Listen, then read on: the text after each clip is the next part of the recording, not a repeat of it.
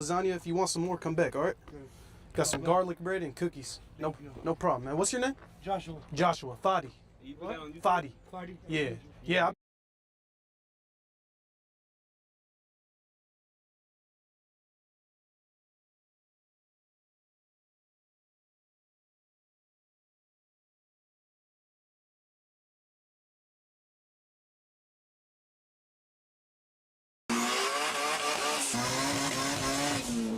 A little race lined up apparently. What's going on YouTube? It's Yandel from 970 Production. Today we're here with a really special guest. I'm gonna have him introduce himself to you guys. What's going on, bro? What's going on? My name's Reckless. We got my Turbo B Series coupe here.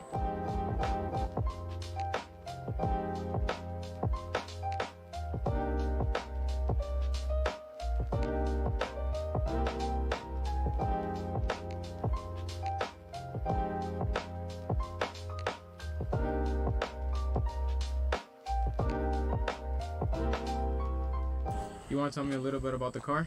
So it's a CSS GSR. It was done by RJT. It was actually in a locals race car, before it went into this car. It's a 82 millimeter setup. It's got a T3 turbo manifold, GSR trans, carbon synchros. It's got a CAZ LSD.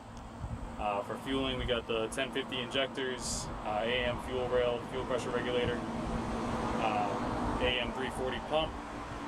Got the Skunk Ultra Street manifold, Precision 5858, catch can setup, just the usual Honda stuff.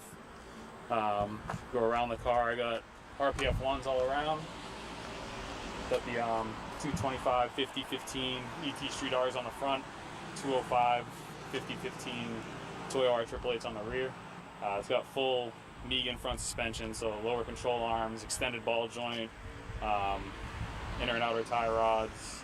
It's got the BWR rear subframe and rear control arms. Full 3-inch exhaust to a vibrant muffler, 3-inch downpipe. I'm going to be changing the whole setup, so this is just what it's going to have for now. Car made 511 wheel, 288 torque on 23 pounds, tuned by Cholo. How would you say the car feels right now at that power? Feels pretty good. Feels like a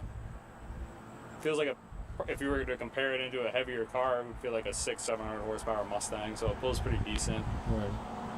End goal with the car is 800 plus all-wheel drive, so forward-facing setup is going to be going on the car. I'm going to keep it full street car, full interior. Granted, forward-facing isn't that much of a street car setup, but Yeah, no, I seen this guy Gringo Tegra. A lot of you guys watching probably know him. He runs he has a 7-second Integra all-wheel drive.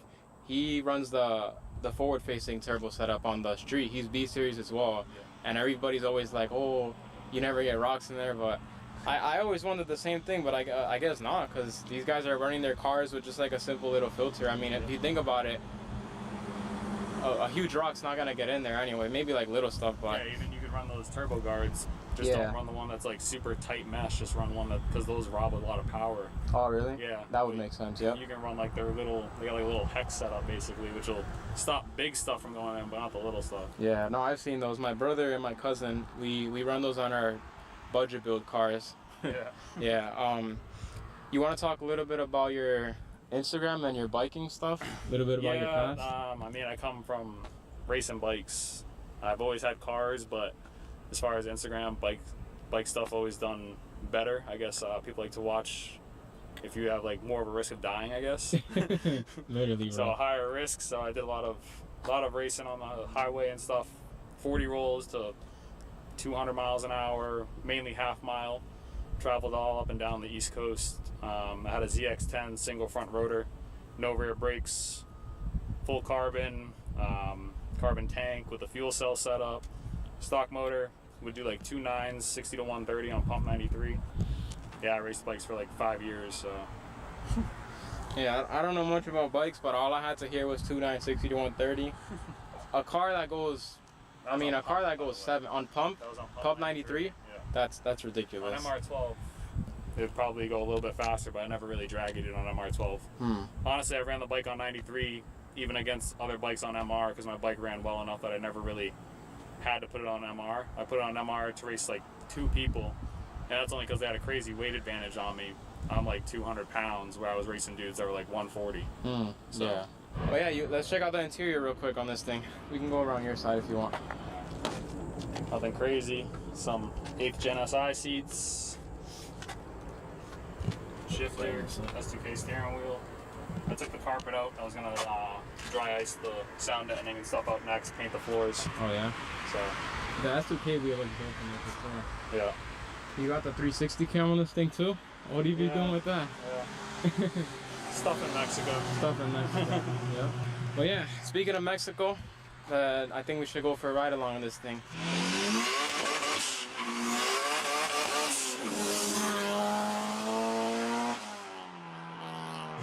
Alright boys, we're here in the car. Feels good to be back in the passenger seat. This thing drives really good though. Yeah, it drives nice. For being what it is, I mean. Now all the suspension's like brand new, that's why. Yeah. When I got it, it didn't have an alignment. Bro, right now, you would feel like we were gonna go into the woods. Oh my god. That's really? how bad it was. I couldn't even make a pull, because every time I tried to do a pull, it'd be like a near-death experience when I let off. Damn, that's bad. I'm glad it's not like that anymore. I try to stay away. I kind of, not that I pick and choose, but I like my life, you know, so I don't just do a video like this with anybody. Not everybody puts the time into their cars to make sure everything's 100. Yeah, exactly. I don't really ride passengers in basically anyone's car. I try not to do it much, but y'all gotta get the content. If I don't do it, who will? No, but yes. Where's the shifter from? So it's a full boost shifter, and then I just bought this little, put it in. Nice little piece of weight. I don't really think I'll be happy around 800, 850. Yeah.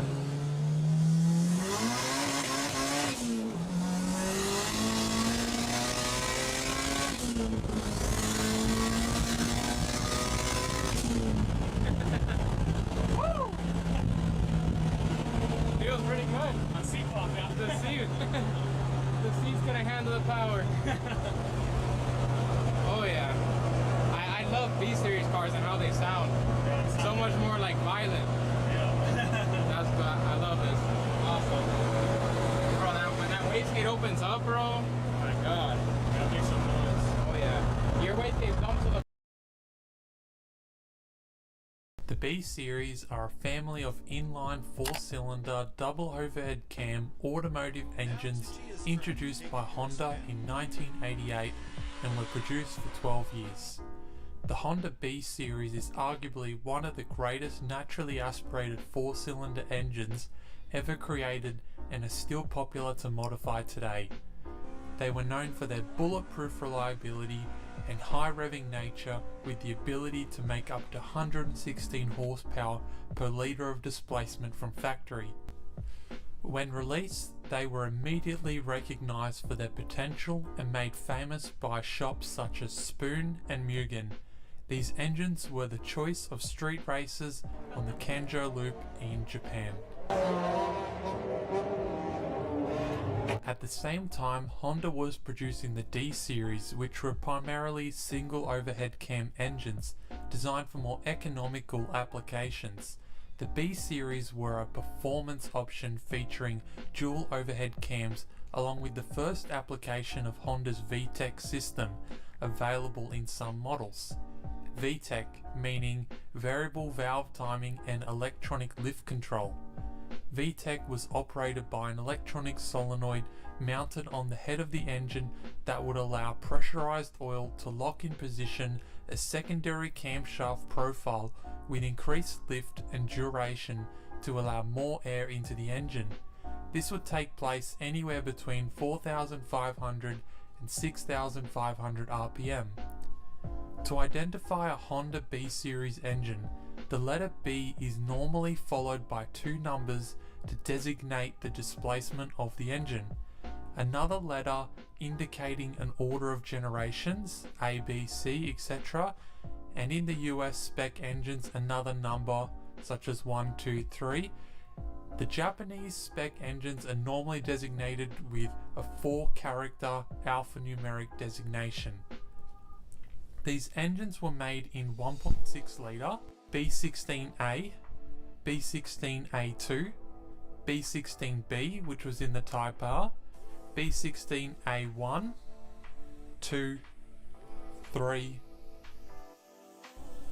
5, a 1.7 litre B17A2, 1.8 litres in the B18A, A1, A2, B18B1, 2, 3, 4, B18C, which was the Type R engine, B18C1, 2, 3, 4, 5, and the B18C6 and 7, which later came in the Type R.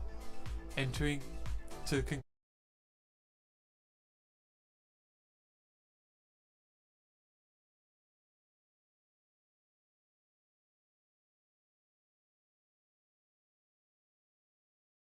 Man, this bag setup is very comfortable though. I know, right? It's like you're on OEM shocks. Yes, yes, yes. And the streets are not like friendly that. at all. Next one. So definitely, because that's always sometimes a concern, right? Like you want to go bags and then lose that feeling. comfortability or performance aspect of things. Yeah. But it seems like you kept it, so very nice. Yeah, I was surprised too. Like after installing it and driving it everywhere, now it's like it's different. Yeah. But it's like more like the stock ones too. Yeah, my car's low, bro.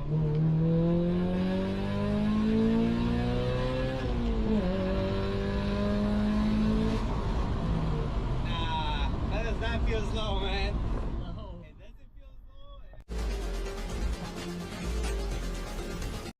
They parked it in the garage and Oh, must be nice. Yeah. and then decided to come out again. Oh, gotcha. Yeah. So it went from daily getting it resprayed and then just kind of And having then- sitting. Yeah, and I actually kept all the stuff that I wanted to put on it in the garage while I was driving it daily. And eventually when I got it resprayed and it was done, I was like, all right, time to put them all on the car, and that's pretty much it. So you definitely practice patience. Yeah. Sounds like it. Yeah. That's dope, man. All right. And then we got the OEM visors. Yeah, OEM visors. Getting harder to find every single time. Yeah, getting old. You're getting old. Yeah, you gotta be careful when you take them off. True. The whole car in itself is perfect, dude. The gaskets, everything Oh, is man. just, man. Thank you. Wow. Great job. So tell us about the suspension that you have going on right now. I used to have it on coilovers, and then since it's low and I was scraping a bunch of stuff like the lip, the headers, everything, so I ended up bagging it. Oh, you went over to the dark side. Yeah. Oh no. Oh, we love it. We love it. That's called being smart, you know, Being and safer, responsible I and guess. safer. No. All right, Paul. Tell us about the wheel tire setup that you have right now. Wheels are OG SW 388. Man, so 15 so good. By 6.5 plus 35. And this is your newest wheel setup, right? It's still kind of growing on you. You mentioned. Yes.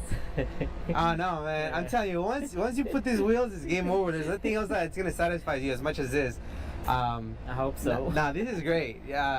It's so simplistic, such a timeless look for a reason, man. For a reason. And the tire size? Thank you. 205, 50, 15. 205/50. Yes. They fit in there so proper. Thank you. Man. Tell us about the braking system that you have.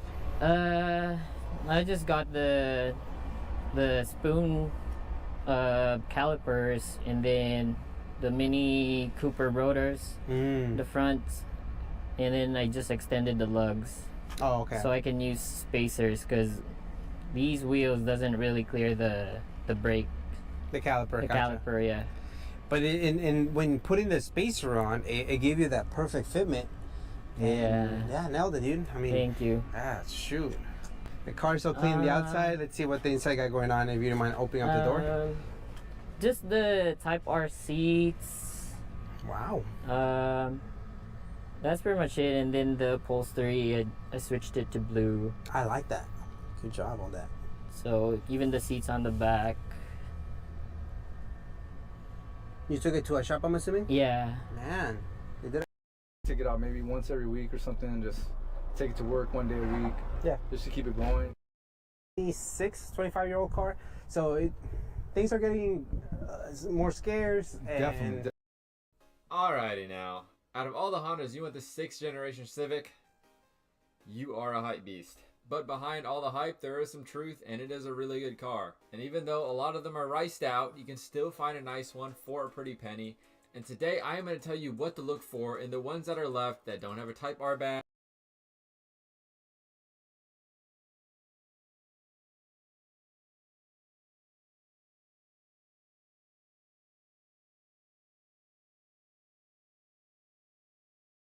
It's no secret that over the last decade, for being NA, some things are a little bit different. It's got the Gato now from the Mugen, and we got a Ross 90mm throttle body for it. Two different setups, essentially, for whichever route you want to go, which we all know we like horsepower, right? Lovely. Excited?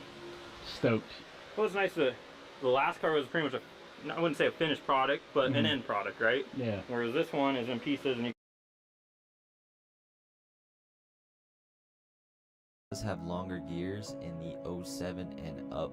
Is purchased buying a newer one and not really look back. This is really hard to assume and figure out without having a lot of time behind the wheel to decide and really see for yourself. 3 years later, I'm able to answer this myself and feel confident about this topic in general. 2018 in January, I bought a 2015 SD.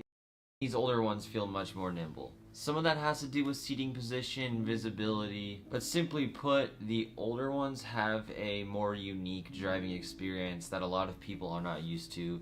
Just by sitting in it and driving down the street, instantly they kind of understand this is different, and I see why people like it. For instance, my dad is into cars. His first car was a 77 Camaro Z28. He's not real into it later in life. I mean, he is, but he doesn't really have a car. He just has a truck, and he's had that for as long as I've grown up. And I bring home the Mazda Speed 3. I bring home the 350Z. I bring home the Focus ST, GTI, the Mustang GT. All these cars, and he enjoys them. When I brought the 05 home to show him what it was like, let him drive it, he loved the thing. He told me right away, you can't take parts off this car, you gotta keep it, yada yada yada. I tried, it didn't really work out. The more and more I looked into it, the more I realized that I got a really good deal on this car. And it would literally cost me more in parts. We're gonna dive into that more later. But back to the subject, my dad loves this car, and I think that has something to say about these, because of all the cars I've had around, he's never really lit up at like the experience this one brings, and he thought it was unique and it was kind of vintage feeling, and he knew I liked it growing up, and he saw them on TV with me obviously, so there's something about these that is unexplainable until you ride in it. And everyone that's ridden this is totally in love with it. I will find a Hawkeye and call it good one day and have all the generations, just so you guys know, because I know you guys are really bummed about this car going away.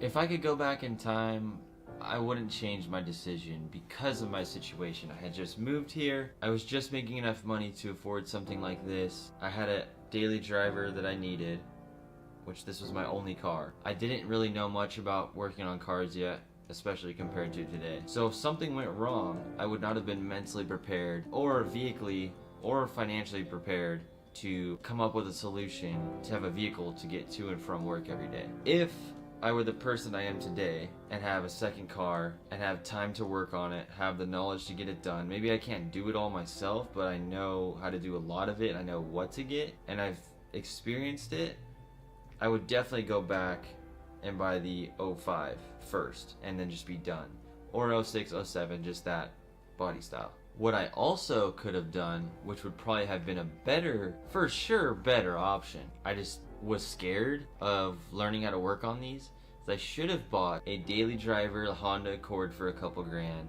and then went and took my money and bought a Hawkeye back then, or a Blaubai, either one, and then built that on the side. But at 20 years old, I was so concerned about having an STI and having one that I could drive a lot, I just went and bought the newer one that could be my daily driver. So if maybe you're out there and you're in that situation and you're worried that you might like the older ones, I would personally have 2 vehicles, one super cheap daily, and then the Subaru you know you'll want to keep forever. They're only getting more rare by the day, parts are getting harder to find, and in retrospect, it's not that hard to find parts. It might be kind of expensive, but 5-10 years from now, who knows what it's like. So going with the cheaper car and the one that you want might be a good move financially for the long haul. But if you're coming from the situation like I was in, where you're just, hey, I want an STI, hey, I'm not going to be too picky, I just want it now, I want a daily driver reliable. They are relatively reliable if you just throw a catback on them, don't tune them, or heavily modify them. Maybe you can do like a simple, you know, dyno tune for 91 octane here out in Arizona. That'd probably be the best move, so that your dam stays at 1 and your car doesn't pull timing too much and have a bunch of problems, because the fuel quality is so much lower here in Arizona and other places like this. These cars are great regardless. They do have the same motor, the same sound, a very similar experience, nothing to really trip about. But if you had to pick, I would personally go with the older ones for the whole experience of it. Hope you feel comfortable in making a decision. Maybe I can guide you to making the best decision that you won't regret, because if I can go back in time, like I said, I would probably have the daily driver and I would have had one of these. The best looking Subaru you can buy, and it'll still break your wallet. The Subaru everyone forgot about in the Fast and Furious. The STI that one might argue is the raddest of the group. Today we're talking about you wanting to own a Hawkeye Subaru STI, and here's what you need to know. The 2006 to 2007 Hawkeye had a reintroduced 2.5-liter flat 4 EJ257, and the result is pretty much the engine still giving you this if you build it wrong. Pistons are known to crack if subjugated to knock or detonation issues, which the OEM tune for some reason doesn't help with. So if you're looking to own one, keep the following in mind. Number 1, a proper ECU tune can make these things incredibly reliable as long as you don't try to stuff a ton of power into them. But some 18 by 9.5 plus 38s with 235/40 tires on Tane coilovers or Fortunatos look insanely good, which you'll get from Martini Merc, so I'm calling the police. We rank this car a 5.5 out of 10 to mod, but what's your score and what car should we talk about next? The best looking Subaru you can buy, and it'll still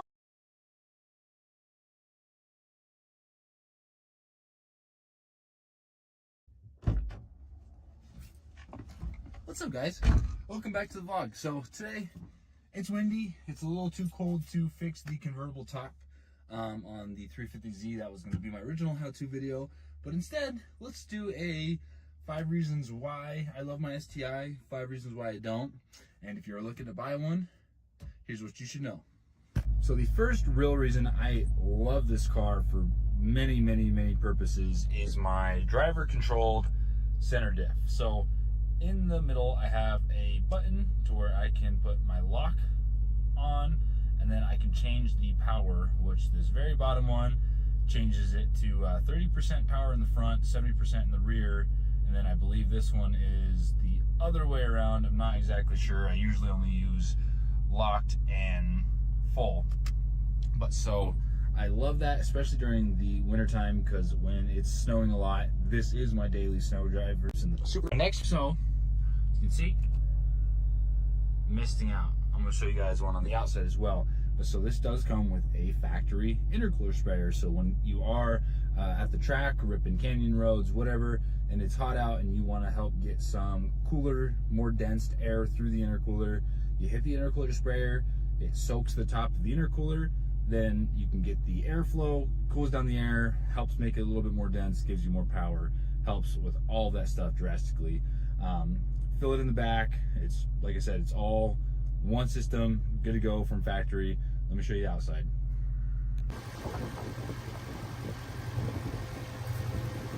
Up next on the list is going to be mods, including top mount intercooler, blow off valve, a cold air intake, up pipe, down pipe, exhaust systems, everything else, including coilovers or low ring springs in my situation.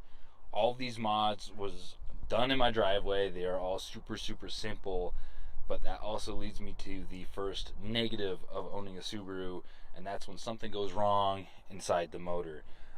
Taking these motors out, there is on the STI a lot of bolts, hoses, steps to get it out.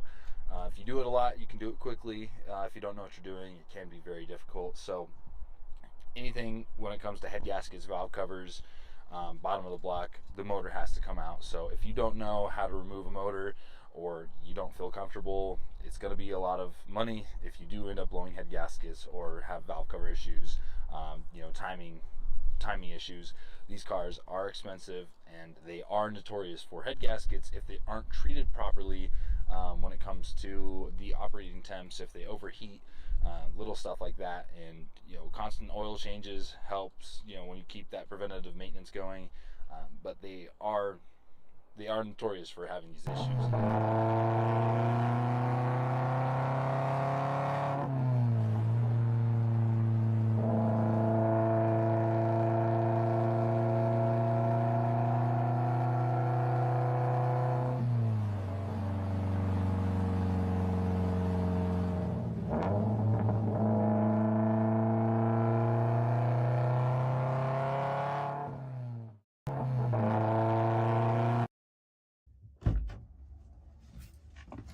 What's up, guys? Welcome. This is a 2004 Subaru Impreza WRX STI, and it is one of the most important performance cars made in the last 20 years. 2004 was the first year of the WRX STI in North America, and it helped bring back Japanese performance cars here after a long, dormant period. This is a pristine example of the original STI here in North America, and today I'm going to review it. I've borrowed this 2004 WRX STI from a viewer here in San Diego, and I'm going to start with a little history. The Subaru Impreza first came out in Japan back in 1992, and almost immediately after its debut, Subaru came out with a rally car version to go rally racing. Then they came out with a road version of the rally car and called it the Impreza WRX, and then they came out with a higher performance version of that, which was the Impreza WRX STI. But not in North America. The mid to late 1990s was a tough time to be a Japanese performance car in North America. The decade started off great. You had the Toyota Supra and the Subaru SVX and the Nissan 300ZX and the Mitsubishi 3000 GT and blah, blah, blah. But one by one, they were all canceled as sales slowed down. By the end of the 1990s, Japanese performance cars were down to just 1 or 2 models available in North America. Then came the Fast and the Furious and the widespread popularity of the Gran Turismo video game series. Suddenly, American car enthusiasts started to discover all of these cool Japanese performance cars they were missing out on. The Mitsubishi Evo, the Nissan Skyline, and the Impreza WRX. Automakers quickly scrambled to get these cars into the American market, starting with the Impreza WRX in 2002, then the Mitsubishi Lancer Evo in 2003, and then in 2004, the WRX STI. When this car came out, it was huge. This thing had 300 horsepower at a time when the Porsche 911 only had 320. And it was easily tunable for way more power, which pretty much everyone did. In fact, finding this car was pretty hard because there are almost no clean, stock, unmodified examples left. Basically, all of them have been tuned for huge power, driven hard, and crashed. But not this one. This one is pristine, never modified, and it only has 26,000 miles. So today I'm going to take you on a tour of this car and show you all of the quirks and features and about the engine for the looks at 100, but tiny, just had a wheel in the scale fits on the air distance in cutting. This was fast as possible for as little money. Had a sticker price of $31,997, just under $32,000. Rally car-based vehicle that's intended to go fast through bad weather. You don't have fog lights to see very well. So what's the deal with that? Well, it turns out that you have a rather interesting replacement for fog lights. Over to the left of the steering wheel, there's a little dial that can control the angle of the headlights. So if you're in a foggy situation, you can angle your headlights to face down, and then it will illuminate what's directly in front of you. Now, this is common on cars in some regions of the world, but very rare in North America. But the STI has it, and it works. Check this out. I am moving the dial, and you can actually see the lights adjusting as I move the dial to various different settings to illuminate different parts of the road. Very interesting. And next up, next to that headlight adjustment dial, you have a button marked I/C water spray. This button controls water spraying on the intercooler, which is rather unusual. But here's how this works. If it's a really hot day, or if you've been driving your car hard, the intercooler could have trouble cooling down air as it passes from the turbocharger into the engine. So you press this button and it will send out a burst of cold water onto the intercooler to cool it down, which will help cool down the air going into your engine. This is a very unusual feature, but some WRX STI owners use it and claim that it works on like a hot track day to cool down your engine, the air coming into your engine. Just press the little button and spray your intercooler. But probably the most unusual kind of car geek Japanese performance car feature in this vehicle is the DCCD, which stands for the Driver's Control Center Differential. There is a button in the center console that says DCCD Menu. Now, in normal circumstances, this feature is in automatic mode, but if you press this button, you can put it in manual mode, which allows you to basically control when the limited slip differential kicks in and how much it helps out to aid your handling when you're driving around. Now, if you put it in manual mode, you can use this little dial in the center console marked C diff to adjust your differential, and you can go through various different settings, starting from 100% lock. You would use that in snow or ice or like a gravel loose road, all the way down to 0% if you kind of want to get the tail out when you're driving on a racetrack and trying to drift. Now, as you adjust that dial, you can see these little lights in the gauge cluster will light up to let you know what your current setting is and basically how much the differential is kicking in. Virtually all STI owners just leave this in automatic mode, and the car will basically automatically decide how much differential is necessary based on your driving style. But if you're in a very specific circumstance, you may want to put it in manual mode and dial it up yourself, and you can. And next up, we move on to the back seat of the 04 STI. I have to say, this is a pretty depressing place to be. For one thing, there's not much room back here. I have the front seat moved pretty far up, and even then, my knees are pushing into it. That's kind of the point. The STI is based on the Impreza, which is a compact car, but don't realistically expect to use this as family transportation. But the back seat of this car isn't a great place to spend time for more reasons than just the fact that it's small. How about there's no storage pocket in the back door? There's clearly a space for it, but they decided not to angle the plastic in such a way that you can actually store anything in the back door. So if you want to, you're out of luck. And it gets worse back here. There are no climate controls for the back seat. Not all that surprising, but there's also no climate vents. So you don't even get any additional air blown on you beyond what's coming from the front. And next up, how about the fact that there's no center armrest in this car? Even though there's clearly a space in the middle